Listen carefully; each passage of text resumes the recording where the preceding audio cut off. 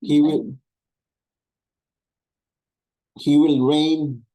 Of the greatness of his government and peace, there will be no end. He will reign on David's throne and over his kingdom, establishing it, upholding it with justice and righteousness. From that time on and forever, the seal of the Lord Almighty will accomplish this. Nakakatuwa lang po yung kapangyarihan talaga ng Diyos kung paano po niya ginagawa yung plano niya. Ito po ay propesiya, daang taon na nakakaraan mula dito at daang taon bago pa po mangyari ito. At nakakatuwa lang po kung paano talaga ipinagkaloob sa atin yung biyaya ng Diyos sa pamamagitan po ng mahal na Panginoong Kristo. At sino nga ba siya? Dito ipinapakilala po ang mahal na Panginoong Kristo na tatawaging kahangahang tagapayo. So I just think of kung paano po nagaganap sa atin ngayon. Kasi binanggit nga din po ito, ang pag-aari po niya ay walang hanggan at ang kapangyarihan po niya ay napakalawak. Nakikita po ba natin yung kung paano tayo ginagabayan at pinapayuhan ng mahal Panginoong Kristo even to this time. Even yung kapangyarihan po ng Diyos, kapangyarihan niya na siya rin ay tinawag na makapangyarihan Diyos. Nararamdaman po ba natin at na-experience po natin yung pagiging walang hanggang ama. O naisip ko, pag tinawag na ama, talagang hindi lang sa edad, kundi how ama provides all he can, yung lahat ng magagawa niya para i-provide yung pangangailangan ng kanyang mga anak. And nangyayari pa po ba sa panahong ito na nagagawa po yun ng mahal Panginoong Kristo. At isa pa, yung pag tinawag siyang prinsipe ng kapayapaan.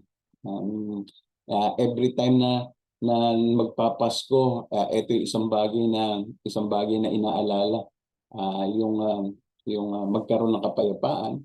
So sinasabi nga po sa kapangyarihan niya, ang kapangyarihan po niya ay walang hanggan.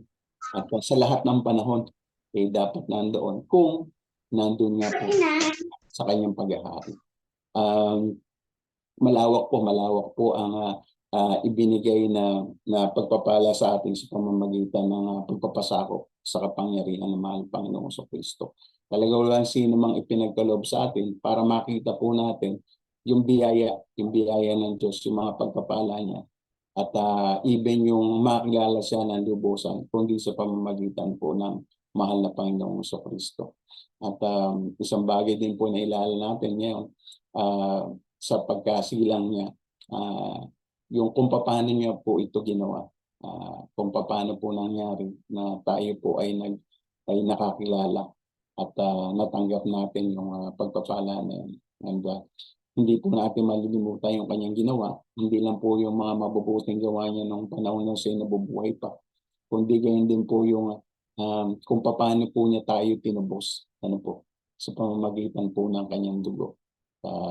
Yun po ang pagpapakita po ng pagmamahal na mahal ng Panginoong Diyos na Ama ng lahat. Sa pamamagitan po niyang dugo, nanumbalik po yung ating relasyon sa Ama.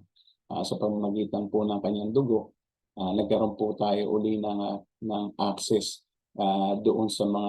doon makita po natin yung biyaya na nagmumula po sa kanya, sa mga tatanggap po sa mahal na Panginoong Kristo.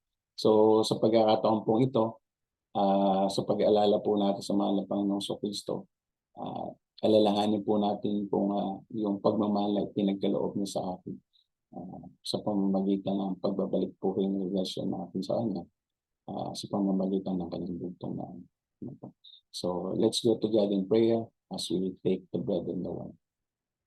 Diyos naman namin nasa langit, tunay na pinupuri po namin kayo din na kayo po ang Diyos na makapangyarihan at tunay Father na napakahirap pong tarokin Father. Ang inyo pong isipan, wala po sino po makakapag-isip, sino po makakapag-isip ng Father kung ano po yung plano po niya. But through our Lord Jesus Christ, Father, sa pagtanggap po sa Kanya, pagkilala po sa Kanya, talagang ipinakita mo po, Ama, ang iyong sarili, Ama.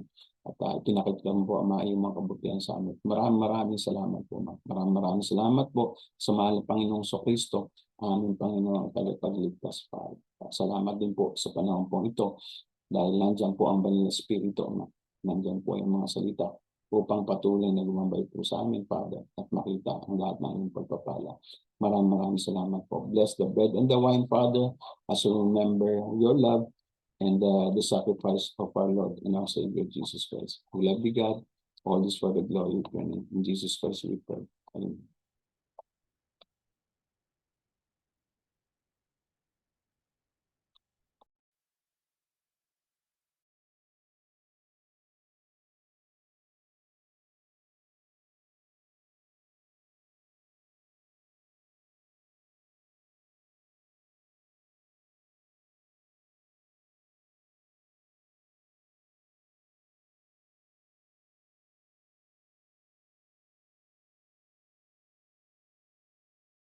When Jesus gathered the 12 disciples to share the Passover meal once more, remember breaking the bread, remember wine flowing red. This is a sign of a brand new promise. I will be poured out to set you free. Remember, do this for me.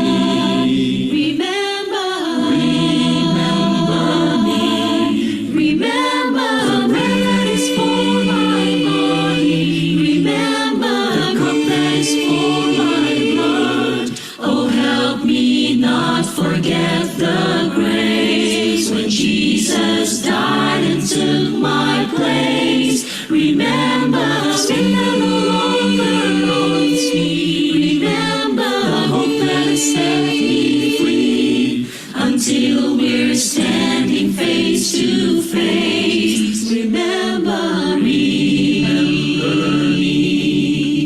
When Peter said he would not deny him, you know I'm ready to die with you. Remember, 3 times tonight. Remember, you will deny.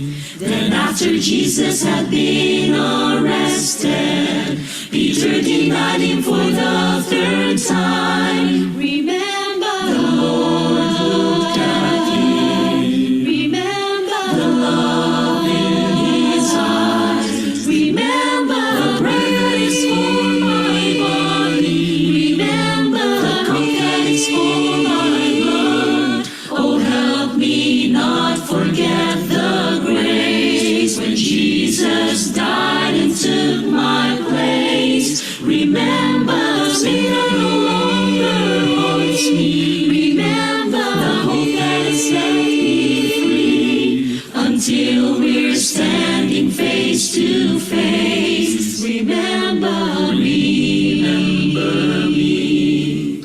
When Jesus saw the adulterous woman, and he was asked if she should be stoned, remember, he made not a sound. Remember, he rolled on the ground. He said, the one without sin among you shall be the one to throw the first stone. Remember, all walked away. Remember, no sin no more.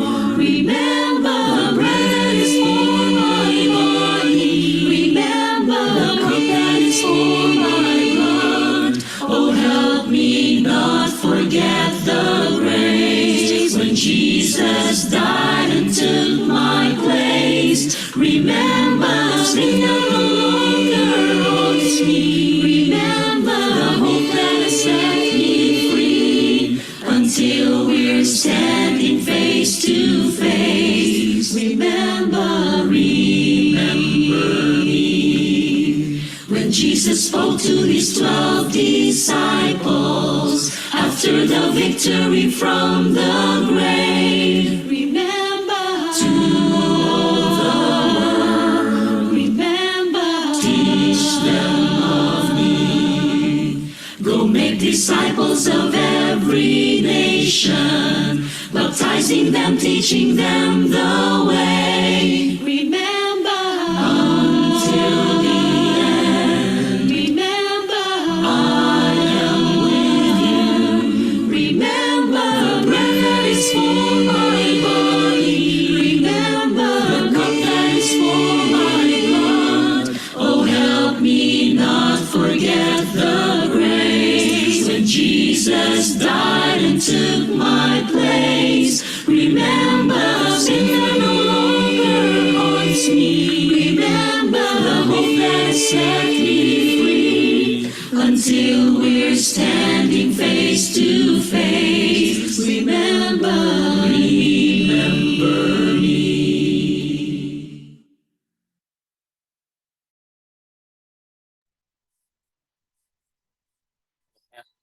Isang magandang umaga mga kapatid. Merry Christmas.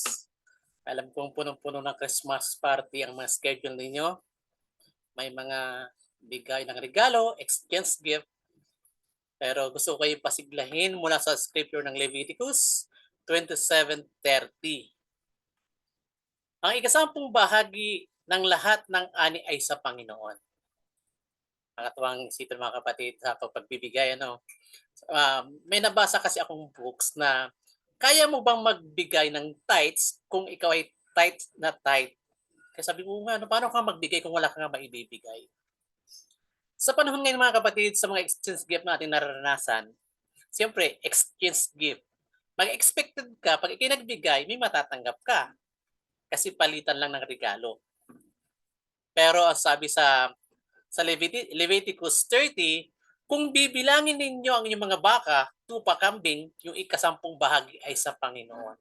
Ito yung utos ng Panginoon kay Moises sa bundok ng Sinai sa mga Israelita. Kung ganun nga, walang maibigay kapatid, anong puso ang dapat natin ibigay? Pero itong sabi sa Malakias 3:10, pero ngayon, hinahamon ko kayo. Subukan ninyo ako, ang Panginoon makapangyarihan, dalhin ninyo ang buo ninyong ikapo sa bodega ng templo upang may pagkain ang aking templo. Kapag ginawa nyo ito, padadahan ko kayo ng ulan at ibubuo sa sobrang pagpapala. Mga kapatid, isang encouragement para sa akin at isang scripture na ito. Paano kung nagbigay ka tapos walang kapalit kasi hindi nila ng Panginoon yung bagay na iyon?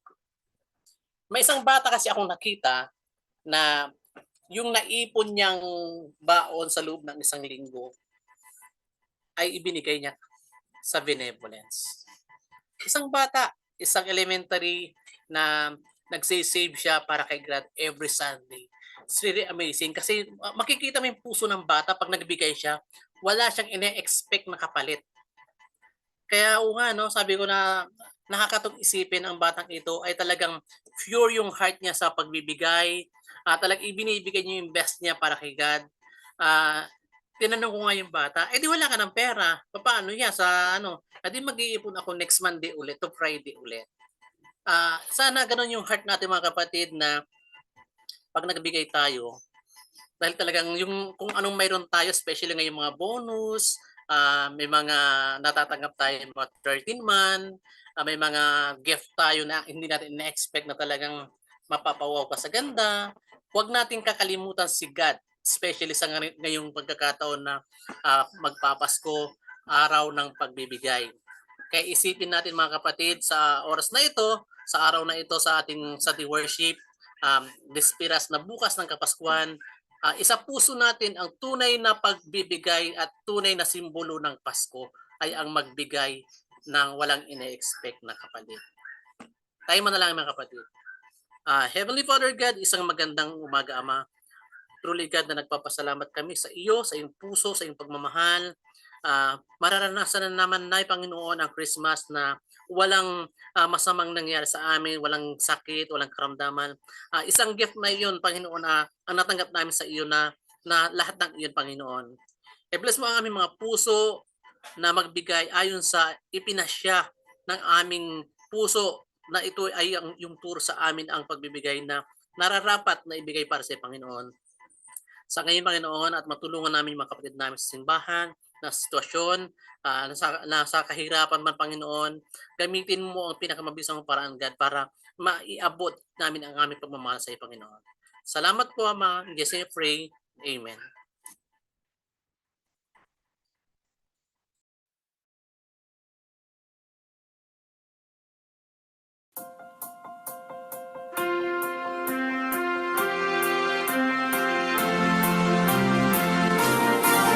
Oh, come, all ye faithful, joyful and triumphant. Oh, come ye to Bethlehem. Come and behold him, born the King of angels. Oh, come, let us adore him. Oh, come, let us adore him. Oh, come, let us adore him, Christ the Lord. Sing, choirs of angels, sing in exaltation. Oh, sing, all ye citizens of heaven above. Glory to God, glory in the highest. Oh, come, let us adore him. Oh, come, let us adore him. Oh, come, let us adore him, Christ the Lord. All hail, Lord, we greet thee on this happy morning. Oh, Jesus, forevermore be thy name adored. Word of the Father, now in flesh appearing. Oh, come, let us adore him. Oh, come, let us adore him. Oh, come, let us adore him, Christ the Lord.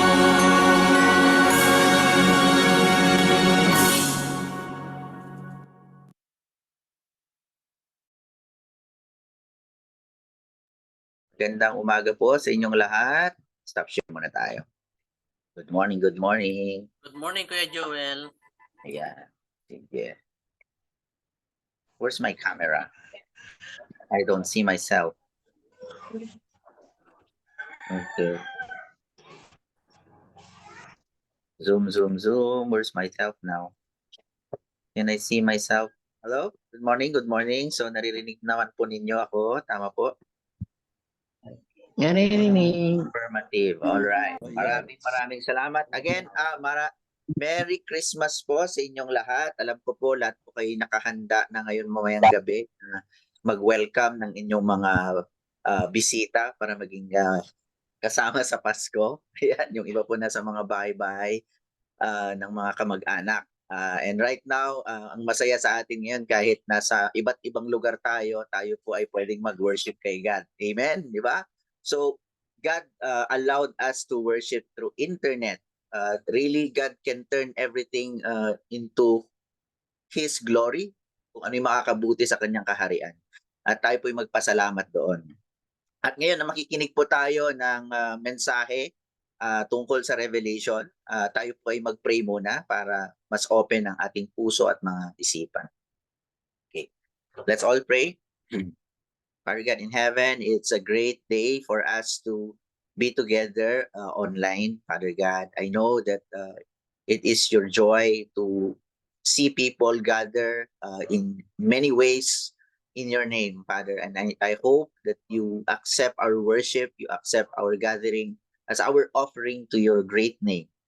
We're here to celebrate, Father, yung kapanakan ng ang Panginoong Hesukristo, ang binigay niyo pong regalo, tunay na regalo na binigay niyo sa amin para magkaroon po ng magandang buhay ngayon. Magkaroon ng ganitong celebration, magkaroon ng ganitong kapayapaan sa mundong ito.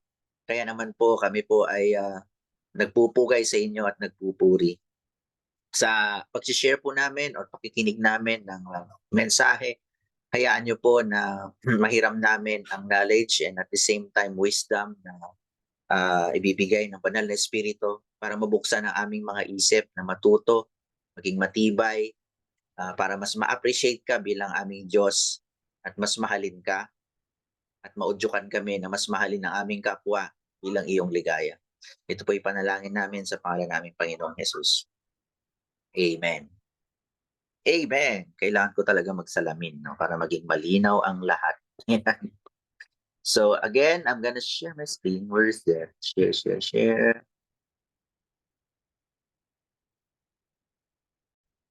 Yan. Okay, I need to see some people.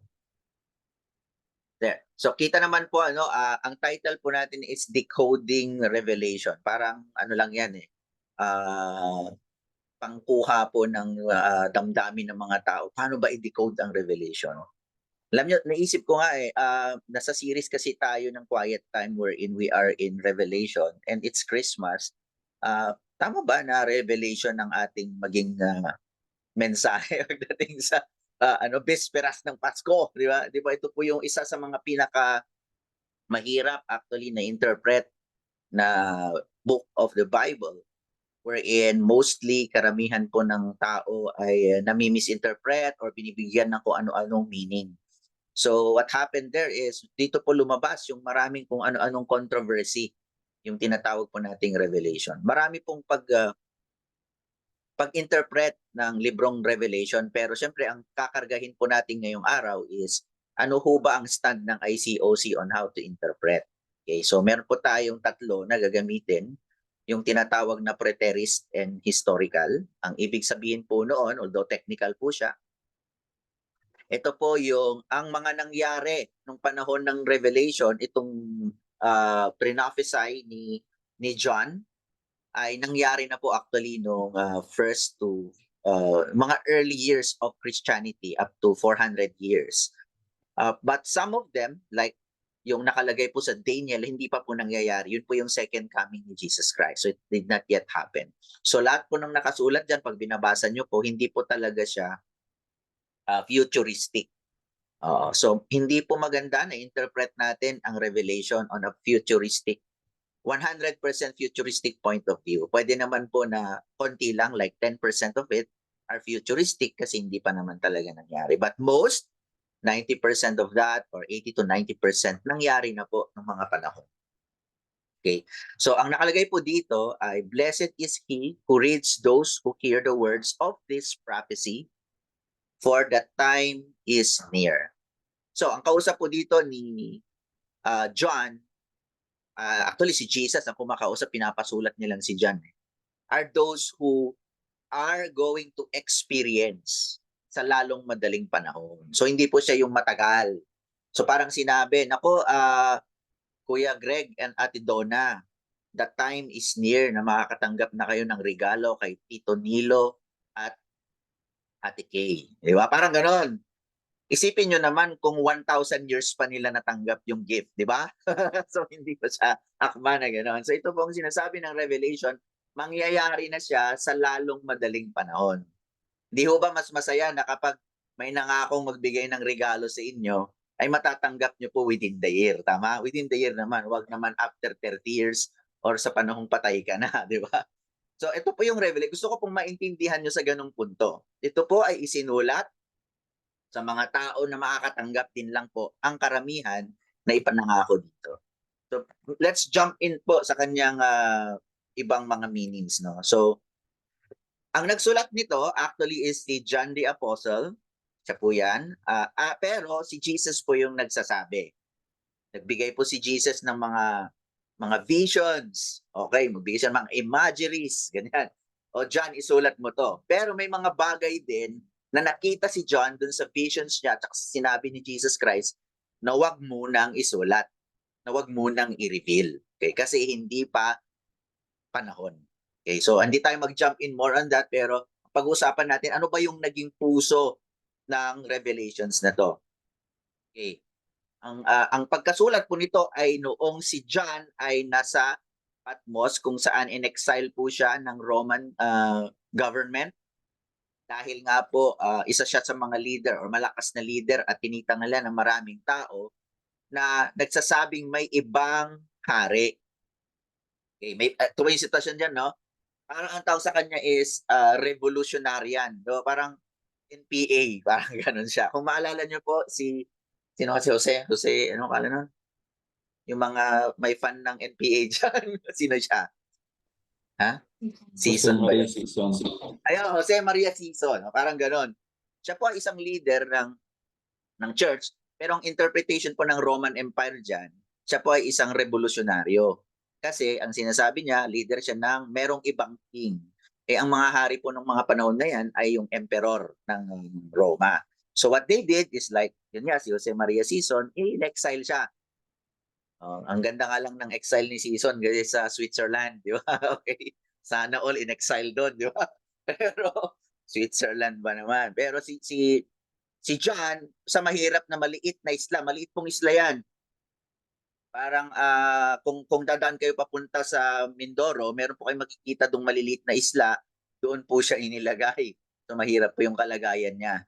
Pero yan, nagsulat po siya to encourage yung mga Kristiyanong pinapahirapan ng gobyerno. Ayan. So kung mapapansin nyo po, ito pong letrang ito sa unang chapter hanggang third chapter ay isinulat para sa 7 churches. Malapit po yun ha. Kung titignan nyo, magkalapit lang yan. Di po malayo. Ito po yung area kung nasaan yung 7 churches, itong Turkey na to. Yung mismong malapit lang din. So, sa Pergamum, Smyrna, Ephesus, Thyatira, Sardis, Philadelphia, at Laodicea. So, he wrote to these persecuted churches. Actually, entire churches naman buong mundo ay na-persecute. Pero nandito kasi nakatira yung council na tinatawag na Roman Concilia, kung saan sila po yung executioners. No? Yung executioners sa hindi pag-worship sa emperor. Mamaya I'll get into that. So, medyo hahabaan ko lang ng konti yung introduction para mas mag-gets natin what was happening actually during that time na sinusulat po ni John yung Revelation. So, that time talagang matindi po yung kanilang persecution, no? I'll get into this.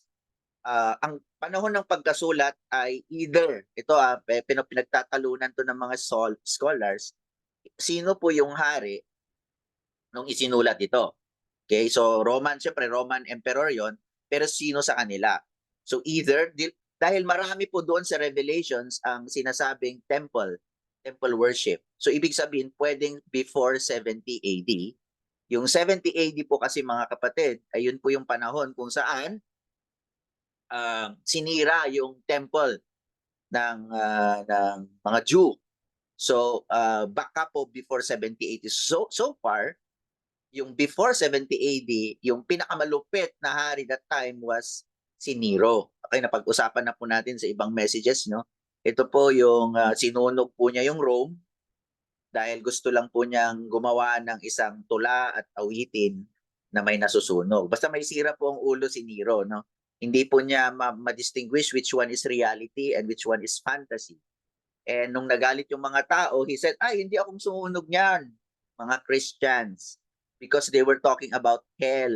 Okay, so isinisi sa Kristiyano. So there was a great persecution to the Christians. Tapos namatay din naman si Nero through suicide. So medyo naglaylo yung persecution.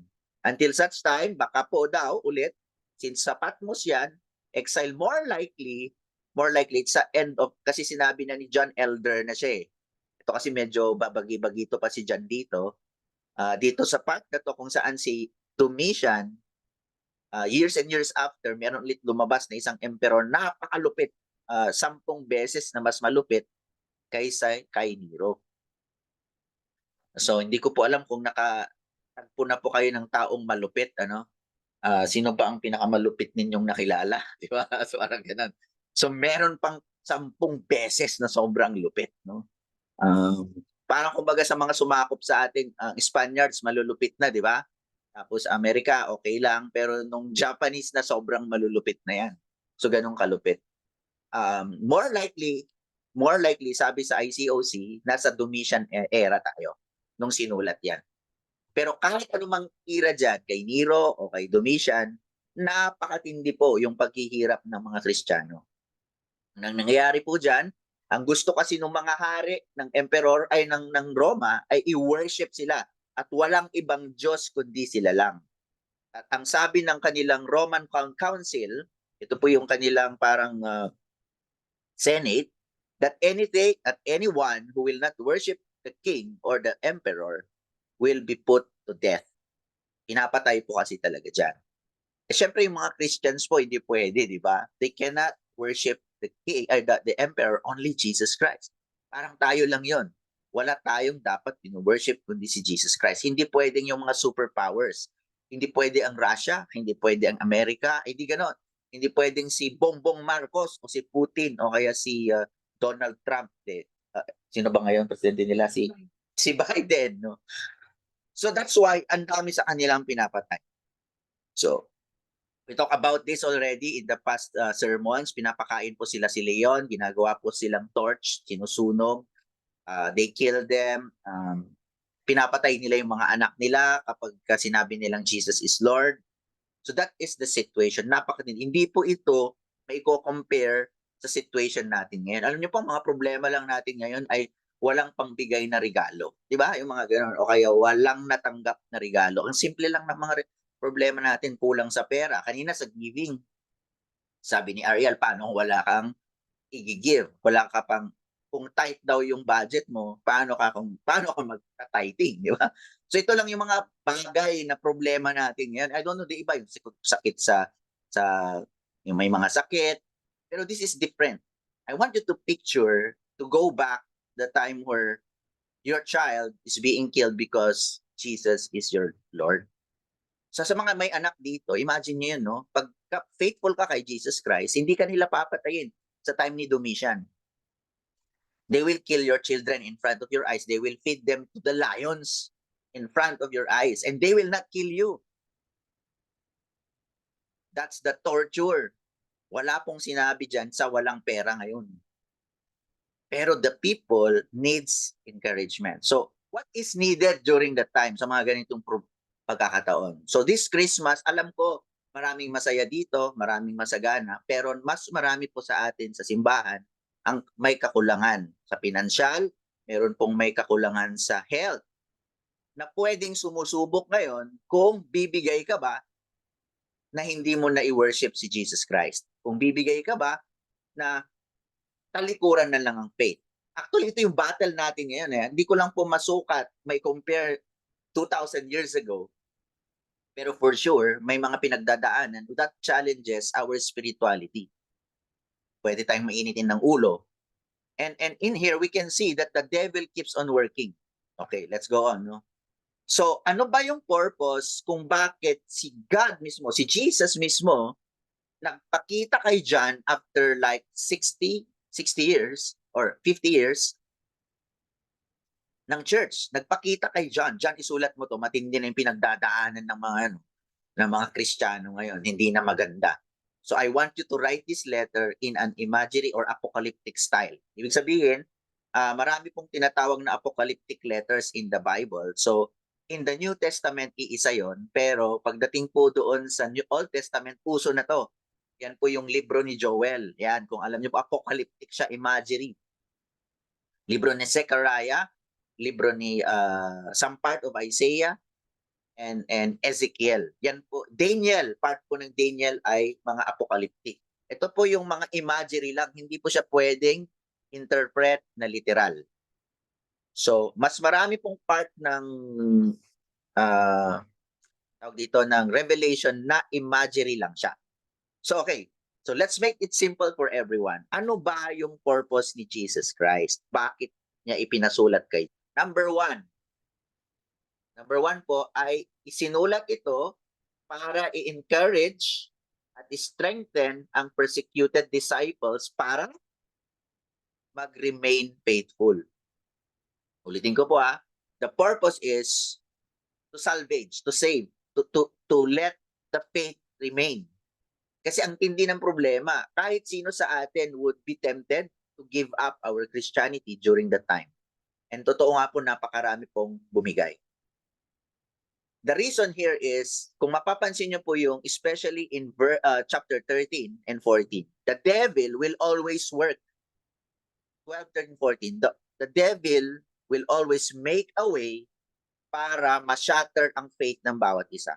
This morning lang po, alam ko po maraming nag-struggle just getting into this worship because the devil keeps on working para i-destroy yung faith natin. We have to be reminded also na ang demonyo ay laging may ginagawa para hindi tayo maging Kristiyano or hindi tayo mag-asal Kristiyano. He will always distract us, even to this moment. Baka makita nyo lang salamin ko, hindi ko bagay. Sasabihin ng demonyo sa inyo, mas struggle ka sa salamin ni Joel. Kanina lang po na medyo ang hirap i-download ang ating slides. Hindi ba kayo nagtataka na the devil is making everything for us to be disunited and give up our love for one another? Pati yung napanis na kanin, pwedeng maging struggle niya yan kanina. Pag-aawayan yung mag-asawa habang sana mag-worship kayo. So these are the things that we need to be aware of. Anyway, simple lang yun compared to 2,000 years ago. But it's the work of the devil, di ba? Yun po yun. And we found out that God does not tempt anyone. It's only the devil who does. So whatever yung pinagdadaanan nila dati, kung ilagay natin sa panahon natin ngayon, we are being tested. But we have to remain faithful, mga kapatid. Mag-worship tayo. Whatever the distraction, let's go and worship God. Let's go and love one another. Kung may regalo kayo dyan, talhin nyo na po sa mga pagbibigyan nyo. Kasi gagawa ng paraan si Satan para hindi makarating yung pagmamahal nyo sa bawat isa. Another thing na purpose. Ang purpose po ng Revelation is to reveal God's plan. Yung plano ng Diyos. Ito pa talaga actually yung puso niya. No? I-encourage sila sa pamamagitan ng pagre-reveal. Kaya sa tinawag na Revelation, i-reveal ngayon ng sulat na to, ano ba talaga ang pinaplano ni God sa mga disciples. Sa time na yan, it is to vindicate, ipagtanggol, or vengeance is mine. Ano ba Tagalog ng vengeance kasi? Give me a word. Okay, so anyway. So ha? Paghihiganti. Hihiganti ko kayo. Yun ang sinabi ni God. Sa mga nagpe-persecute sa inyo. Imagine mo kapag nakita mo yung anak mo kinakain ng leon dahil may nagpapakain, nagre-rage ka, yung anak, diba? Tapos nakatali ka. Diba? Pero ang sinasabi ni God, hindi nyo kayang labanan yung Roman Empire na yan, but I will avenge you. So it's an encouragement. Okay, God will avenge me. Deliver justice, bibigyan niya yung hustisya sa mga pinapahirapan, and at the end will give judgment. But there are warnings, just like sa 7 churches. Yung 7 churches, meron siyang 2 doon na kinomend. Ito yung gusto kong klase ng church. Pero mas marami doon 5 yung meron siyang binigay na rebuke, which is pwedeng mangyari din sa church natin today. So before I give you my vindication, before I give you deliverance of justice, sabi ni Jesus Christ, tumino muna kayo bilang church. It's also a lesson for all of us right now. Ano ba yung pwede natin gawin para maayos natin yung church natin sa lipa? Pwede rin. Because if you long for vindication, if you long for justice, first, take care of the church. Make it align with the purpose of God. Ano tong mga to? Kailangan natin pag-usapan yun, mga kapatid. Paano ba natin aayusin? The letters before the Revelation, it's actually in John, chapter 2 John. Sinasabi ni John dito, there's a problem with leaderships and the members. Si John din nagsulat noon, and he was addressing them, kayong mga leader kayo, sinasabi niya doon, huwag niyong isentro ang leadership nyo sa inyo. Sentro nyo kay God. Sa members naman, huwag kayong mareklamo. That's actually in Jude. Okay? Mga mareklamo naman, di ba? So, ayaw din ni God. So these are the things na gusto niyang ayusin. So first things first, we gotta fix our relationship with one another. Yun ang sinasabi ni God nung sinulat niya itong Revelations.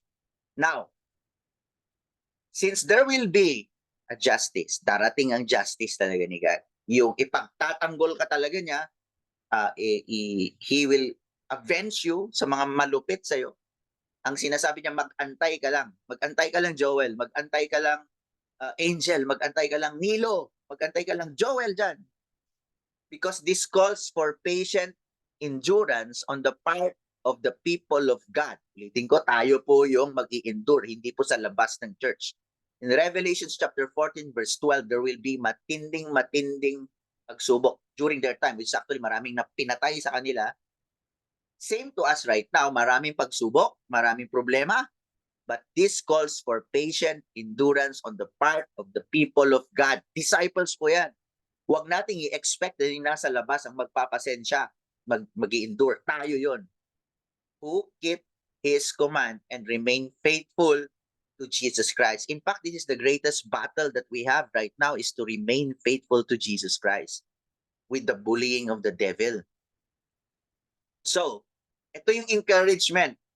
Kung titingnan nyo po, ano ba, nasaan ba ang puso ng encouragement ng Revelation? It's found here in Revelation 17:14. So, sinabi po dito, lalabanan nila ang tupa, si Jesus Christ. Yung church, gagawin lahat daw nung kalaban. Mamaya ipapakita ko dyan, nasaan dyan yung kalaban mo. Pero may lalaban talaga. So in short, point dito is we are always in a battle, physically, emotionally, financially, and spiritually. If we are disciples, we'll always be in a battle. Tutuloy ko po. Ngunit, matatalo sila. Dahil siya ang Panginoon ng mga Panginoon at Hari ng mga hari. Kasama ng tupa ang mga tapat na tagasunod niya na kanyang tinawag at pinili. The victory of Jesus Christ can never be stopped. It will come because He is God, the Lord of Lords, and the King of Kings. The question here is, makakasama ka ba sa tagumpay ng Panginoong Jesus? Makakasama ka ba? Ang kasagutan nandito rin po. Makakasama ka lang kung manatili kang tapat na maging tagasunod niya. Nalulungkot po ako na parang ang church natin is imbudo. Maraming nababaptize, maraming ring umalis. Nababaptize, maraming umalis. Revelation shows that we can lose our salvation. Revelation warns us na kapag magpabaya tayo at in-entertain natin ang mga estilo ng demonyo, yung mga pang-dideceive ng demon, ni Satan, mawawala tayo bilang tapat na tagasunod. The problem here is, yung victory ni Jesus Christ will always be there. The problem of us, hindi tayo maging tapat, is we become losers in the end. So let's us protect that, yung sinasabi ni Jesus Christ dito. So, ito po, bakit hindi naging black? But anyway, ito po yung tatlong images or main symbols na makikita nyo po doon sa Revelations, no? Dragon is Satan. Okay? Ang dragon dyan is a symbolism of Satan, and he gives power and authority to the beast, which is the government that time, which is the Roman Empire. The lamb, the two will fight the lamb and his church. Kung nakikita po yung woman, kung nabasa niyo po yung woman na nanganak ng lamb, ng anak ng tao, the woman is actually the church. At hinaharas ng beast number 1 at beast number 2 na may 666 sa noo. Sa noo. Yun. So yun. But again, remember na yung sinasabing beast dyan is just a vessel of Satan, which is the Roman Empire during their time. Sa ngayon po, ano po ba yung mga beast natin sa panahon ngayon? So we have to remember and also realize that the book of Revelation is saying that Satan will always use vessels. Hindi siya yung diretso. Pansin nyo? Hindi siya yung diretsong kakausapin, "Oy, Joel De Jesus, magwala ka, magalit ka." Hindi. Gumagamit siya ng beast. It can be the government na ayaw natin. It can be your business. It can be your trabaho. Worst is kung yung katabi mo ngayon, pwedeng gamitin actually ni Satan yan. Situation sa bahay, situation sa health mo. Satan is gonna always use things, a vessel or third-party people or third-party situation for you to give up. So right now, today, or even in the past year, before we celebrate Christmas, what were the beasts that Satan used in you? And yet you remain faithful. Kung may katabi po kayo ngayon, ibig sabihin that's a victory itself. That's a victory. Kung nandito ka ngayon, it's a victory itself. Ang daming ginamit si Satan na beast sa buhay mo, and yet you're here worshiping God. And that's the victory. You fought over it. May challenge lang mga kapatid, is keep fighting. Tapos mamaya ulit, pagbaba natin ito, the dragon or Satan will do something again just to ruin your love for God and love for other people. So, in addition lang po, meron po kayong makikita ditong 777. Medyo hahabaan ko lang ng konti mga kapatid. Pardon me, I know some of you might be struggling. But don't let Satan make you give up. There are 7 judgments na tinatawag or process of God judging. The 7 seals, the 7 trumpets, and the 7 bowls. Itatouch ko lang po ito. Yes, totoo, ipagtatanggol tayo ni Christ, but He also has a mission to the lost. Okay? So, ang sinasabi po ni Jesus Christ sa mga Christians noon, yes, pinapahirapan kayo ng mga tao, pero meron din akong purpose. Ang purpose ko, maraming maliligtas at hindi lang kayo. That's why I'm going to give you 3 series of judgment po. Mahabang panahon yan. Yung 7 seals, maraming paghihirap. Pagbubukas po nung message ni God, that is actually to evangelize the world. The trumpet is a warning that the judgment is coming. May chance ka pa pag trumpet ang ibig sabihin. So, ino-open ni God or ni Jesus Christ ang repentance hindi lang para sa mga disciples na napanghinaan ng loob, kundi pati rin po sa Roman Empire. Even to the Roman leaders, binibigyan ni Jesus Christ ng pagkakataong magbagong buhay at magrepent at maging disciple. Kahit galit na po yung disciple sa kanila. Parang sinasabi nila, bakit God hindi mo paulanin ng asupre, patayin lahat yung mga yan? Sabi ni God, wait lang, darating naman yun, but I want them to repent. Pero ang lesson dito is the 7th bowl. Delikado po yun. Pag trumpet na po, yung 7th trumpet ni Jesus Christ, ibig sabihin, huling pagkakataon mo na to. On the first bowl, pag binuhos na niya yun, wala ka ng pag-asang magbago pa. Kahit magbago ka, hindi ka na maliligtas pa. So, mga kapatid, this calls also for repentance for all of us. Alam ko po, marami po sa atin dito yung nauulit natin yung mga kasalanan. Yung mainitin ng ulo, yung impurities, yung lust, yung pagbubukas po ng malalaswa sa internet, or hindi pagsasabi ng totoo, paglalay and everything. Nauulit natin yon. God will always give us a chance to repent, but there will be a time when God said, enough is enough. Ayoko na. Tapos biglang sabihin mo, magre-repent na ako, God. It does not gonna work anymore, my dear child. I'm gonna pour out my bowls. Kaya pag tinotrumpet ka na ni God, mga kapatid, ulitin ko pag tinotrumpet ka na, pwedeng gumagamit siya ng ibang disciples to trumpet you. Stop that sin. Pag tinatrumpet ka na, itigil mo na yung kasalanan na yan. Because when the bowl comes, even if you repent, you have no more chance. So yun po yung message po ng mga imageries na to. So, what are the practicals? 4 po ibibigay ko, mabilis na lang to, patapos na po tayo. Now, knowing the flow of the revelations is to encourage the persecuted Christians. Sa atin naman, ini-encourage tayong binubuli ni Satan ngayon. Inusubok ni Satan. Ini-encourage tayo na manatili sa faith. So number 1, ipagpatuloy natin ang pagtitiwala sa dakilang kapangyarihan ng Diyos. At the end of the story, kung babasahin niyo po yung buong Revelation, at the end of the story, God will always win. Goodness will always win over evil. Never pang nanalo si Satan kay God in the history. But one thing that we can see there, Satan is winning from individuals also. But he will not win against the church. But the problem that we saw in Revelation is, may bawat isa na pwedeng manalo si Satan. Bakit? Because they lost their trust in the Lord because of the problems that Satan gave them. So mga kapatid, are you losing your trust in the Lord? Because the church will never fail because that is the church of Christ. But a person can fail in their faith. So pagtitiwala sa dakilang kapangyarihan ng Diyos, siya po yung may hawak ng lahat. Kaya siya po dapat ang pagkatiwalaan natin. So let's check our heart if we still trust God just because of our situations. Number 2, pagpapatuloy sa pananampalataya sa gitna ng mga pagsubok sa buhay.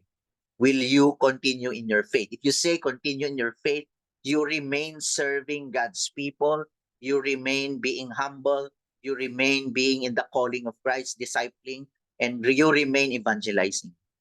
Hindi pwedeng manatili ka lang na nagdarasal at nagsasarili kay God. Being faithful is serving God to the point of even nahirapan ka. I appreciate the disciples that even walang-wala talaga sila, they don't make that as a reason to serve others by encouraging others, by being in the church, by showing up, by just cleaning there, by saying hi, by saying hello. Because they want to be faithful. Maraming pagsubok po mga kapatid, di ko na po isa-isahin, but that is the calling. Ituloy nyo lang yan. Remember, Satan will always test you.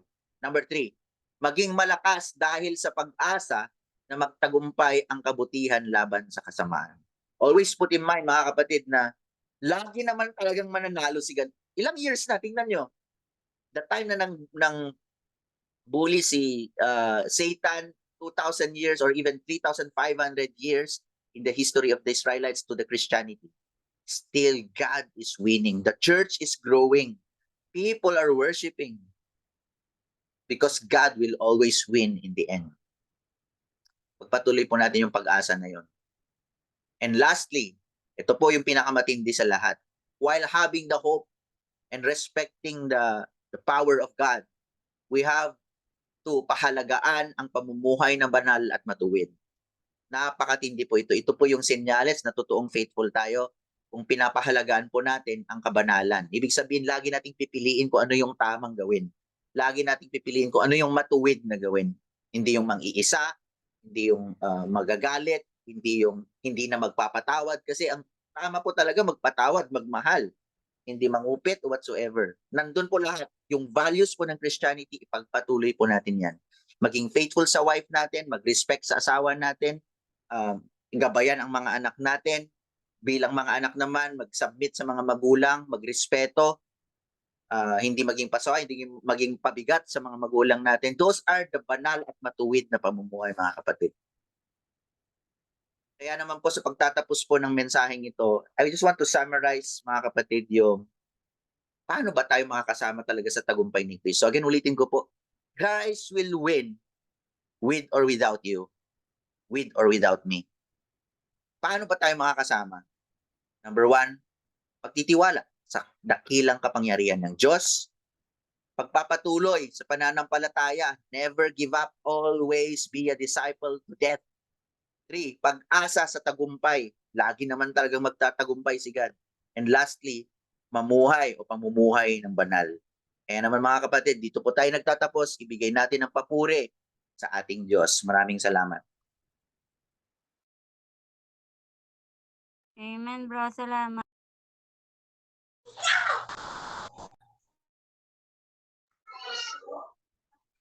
Kailangan tayo mabuhay ng banal. Wala tayong maging kasalanan sa Diyos.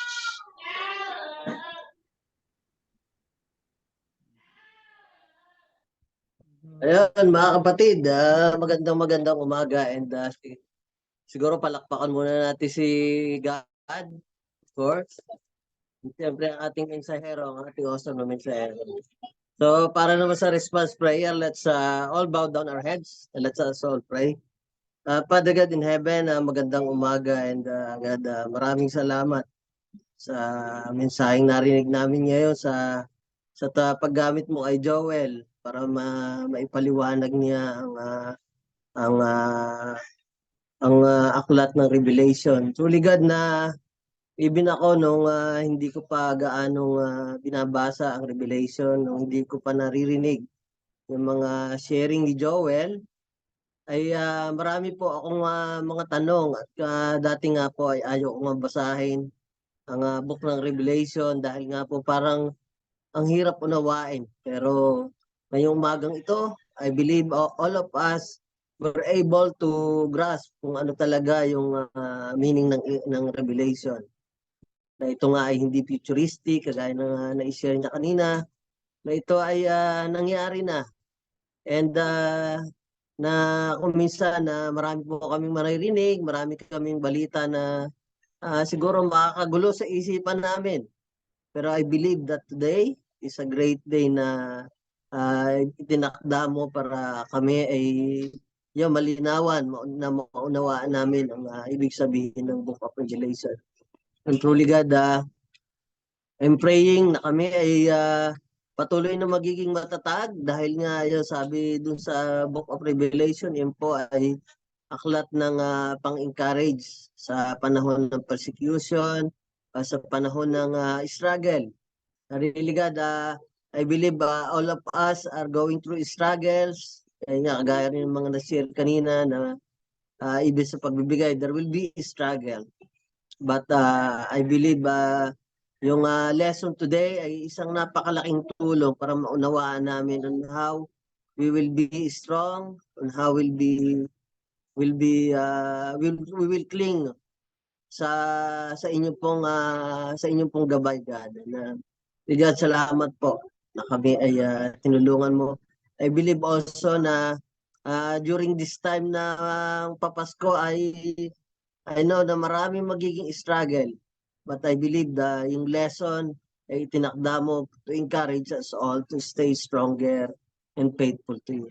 God, maraming salamat po sa araw na ito that you really strengthen and really help us understand your word, God.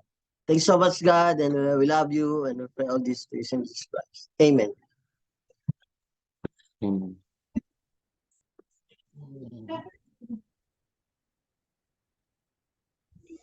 Ayan, good morning.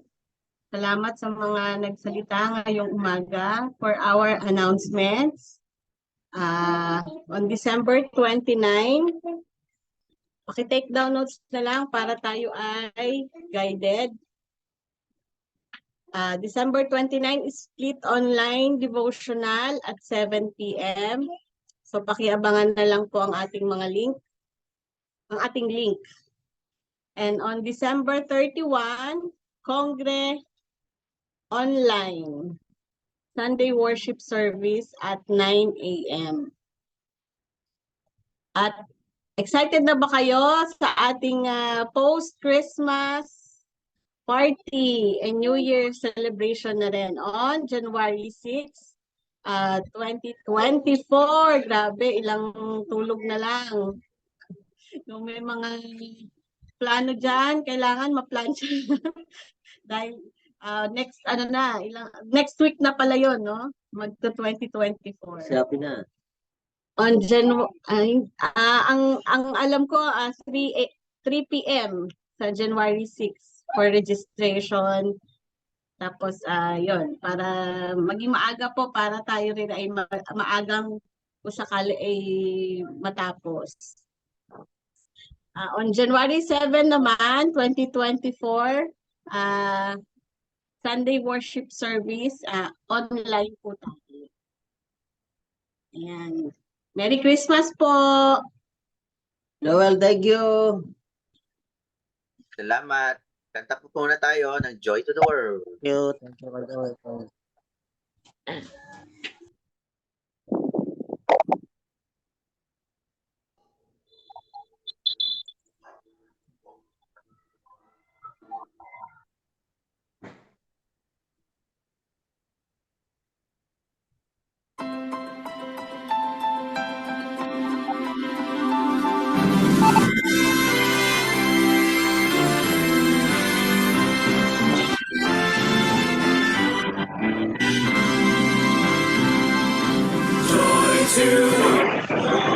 Lord is come, let earth receive her King.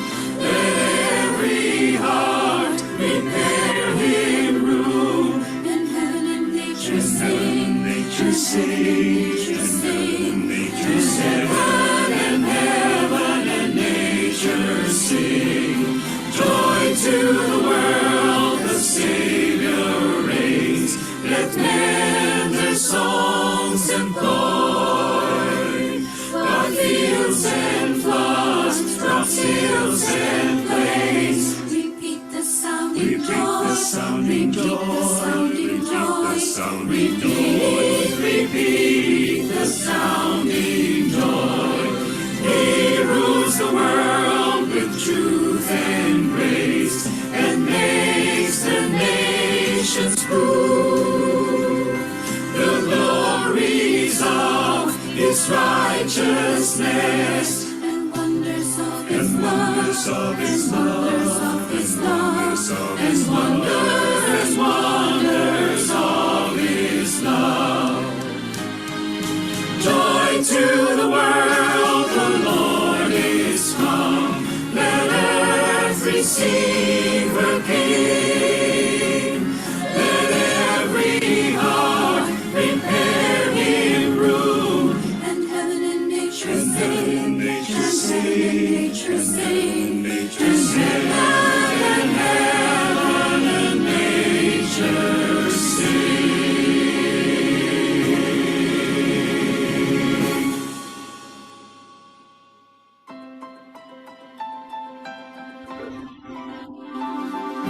Joy to the world, the Lord is come.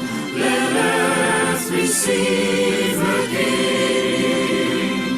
Let every heart prepare Him room. And heaven and nature And heaven sing. and nature sing. And heaven and nature sing. Heaven and nature sing. Joy to the world, the Savior reigns. Let men their songs employ.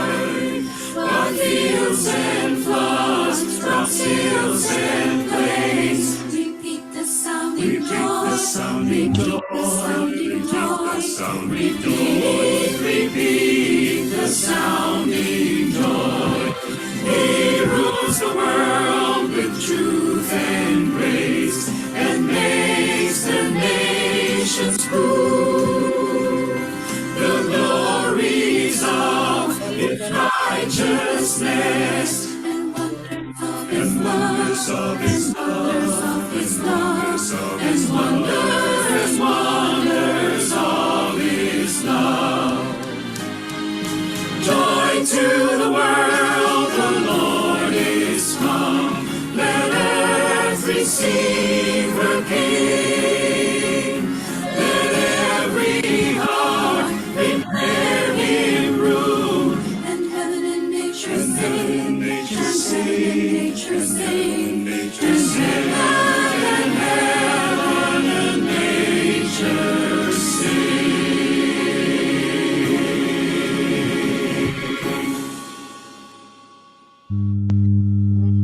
Tapos na. Abay na, Tita Lot.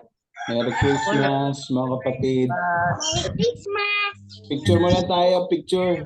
Picture sa tayo. Picture muna tayo. Open muna kayo ng mga camera. Open camera, mga kapatid. Let's have a picture. And then, sige, picture muna tayo. Thank you, Joel. Awesome. Okay, picture. Yan, nakalabas na lahat. Nakalabas na magaganda. Ayan. Lani, wala pa kayo. Di kayo Ah, Nanay Nena, Sheena, tsaka si Lainey. Nanay, Sheena. Nani, wala kayong, yan. Yan. Dito na. Taas na konti. Yan. Inay na. Sheena. Yung si Lainey nandun. Sheena. Kasama na yung mga beses. Nanay Nena, Sheena. Ian, bukas kayo ng... Kaya ba magbukas ang camera? Nanay Nena, si Ann. Nanay Nena, Sheena. Sige, smile na mga kapatid. Siksikan na. Siksikan na. Okay. 1, 2, smile. Dilo. Yan, saka. Merry Christmas! Ayaw mo Ayun. Merry Christmas. Asa, Merry Christmas kapatid. Ang dami na sunod Ay, tayo. dami sa tayo. Merry Christmas! Kanya-kanya ano po. So kung meron pa gusto mag-break out, by Bible talk na lang. Mag-break out. Ano po? Ayun, nandito po. Ayun, sinanay na lang. Lumabas na si Nanay Lana. Isang picture ka na po. Lumabas si Nanay Nina. Tsaka si Telma. Telma, open ulit kayo. Nandito na si Nanay Nena. Isa pa daw po ulit. May mga umalis. May mga umalis na. Ayan. Nasaan na sila? Wow. Ayun. Kailangan, hindi ka kita. Si Nanay Nina nasa. Wala. Ayun, nandun. Okay. 1, 2, smile. Yun. Merry Christmas. Happy New Year, mga kapatid. Enjoy Christmas with the family. Dilo. Ingat kayo lahat sa Christmas. Elma, nasan si Jamara? Magpaputok. See you, Nay. Mamalit ka lang kami pa rin. Bye-bye. Wow, mamamalingki pa. Sharing na lang by family. Ah, Okay, bye-bye guys. Take care. Wow. Thank you, Joel, bro. Thank you for the message. Yeah. See you. Thank you. The message.